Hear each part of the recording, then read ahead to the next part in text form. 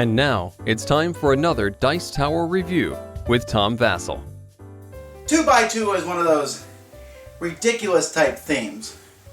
It takes the story of Noah and the Ark, I guess, getting the animals on board. But in this case, there's 4 arks competing to get the animals on board. And it doesn't hurt you to wipe out a few animals on your own.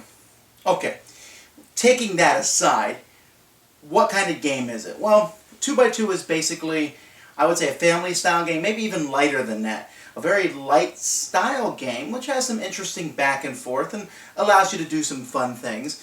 Let's take a look at the board.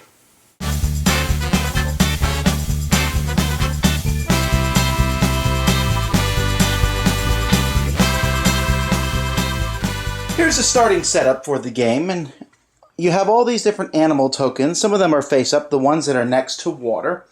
Each player is going to take an ark of their color and put it on one of these starting ark spots.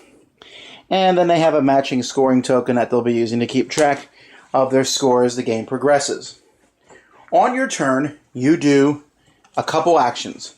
The first thing that you do is you add more floodwaters. You take a floodwater token, and you're simply going to place this adjacent to at least one other water. So if I put it here, for example, that's fine, because it's adjacent to 3 other ones. In fact, I score 1 point for each water token that it's adjacent to. So that'd be 3 points. So you can see I set the next guy up to get 4 points there. Whenever you put a water token down, you also will reveal any animal tokens that are next to it. So sometimes you will forego taking more points in order to perhaps, if I put a water token here on top of this animal, killing that animal, by the way, I would show 3 different animals. Then after that, I have 2 actions that I can take. Those actions are either going to be moving or rescuing animals. I can move twice, rescue animals twice, or move and rescue animals. When I move, my ark has to stay on water, and that's basically it. When you rescue animals, let's say, for example, I want to rescue this hippo here. I have to rescue them in pairs, so I can only rescue them if there's a pair of hippos on the board. But I only need to be next to one of them. So if I take this hippo, I can take one of the other hippos from way over here. Oh, there's a hippo there, and there's a hippo there too. I will then take those hippos and place them on my animal board over here. I'm trying to rescue animals. Now, each person has 1 row of animals that's worth double points. So for me, having hippos here is worth double points. We continue going until either there's no water tokens left, or we've revealed all the animal tokens and no one can else make a match. Now, likely it's going to be using up all the water tokens. But at that point, players are going to score. There's 2 ways to score. You can do basic scoring, which is boring. That gives you 1 point for every animal token you've gotten, and you double the ones that you have doubles on. That's about it. You also get 2 bonus points if you're the only person with a species. The better way to score it is by saying each animal is worth 6 points. If you are the only person with that animal, then you get all 6 points. If 2 people have the same animal, you each get 3. If 3 people, then you each get 2. Or if I have 4 and you have 2 animals, I would get 4 points and you would get 2. And then in that case, the unicorns, since there's only 2 of them, they're much more valuable. So, and also, that leads to some strategies. For example, let's say I just rescue 2 hippos. Well then, on a future turn, I'm going to kill one of the other hippos on the board who might be left, just because that keeps the population hippos on my boat only and scores me points, more points that way. Especially if it's on the double points row here.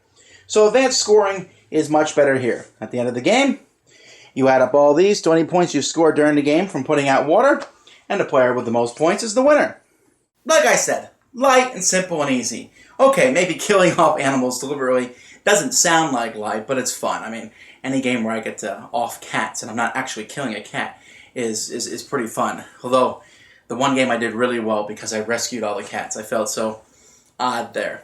But, I jest, people have never actually even touched a cat, well, in a negative way. But listen, the game itself, there's some strategy to it. Obviously, putting out water tokens that give you more points is good in the short run, while putting them out to let you see more animals might help you get points that way. So there's choices there. finding the animals, taking an animal that's close to an opponent before he can get it. There's some good choices here, but this is a family game. I played it with adults, and it's all well and good, but no one's going to want to play it very often because there's not a lot there. But kids with their parents, great game. They're going to love matching animals. They're going to love rescuing the animals, getting them on their boat. And the theme is there. Odd as it is, it does work for kids because they're taking a rescue boat, and getting the animals.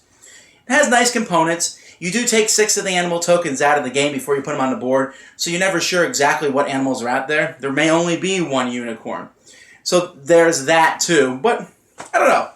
I didn't dislike the game, but for me, I have enough other light games that fit this category, but I can see a lot of families liking the theme and wanting to play it more.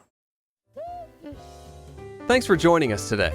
For more written, audio, and video reviews, as well as the #1 board game podcast, check out the website at www.thedicetower.com. Until then, this is Eric Summerer, and you've been watching The Dice Tower.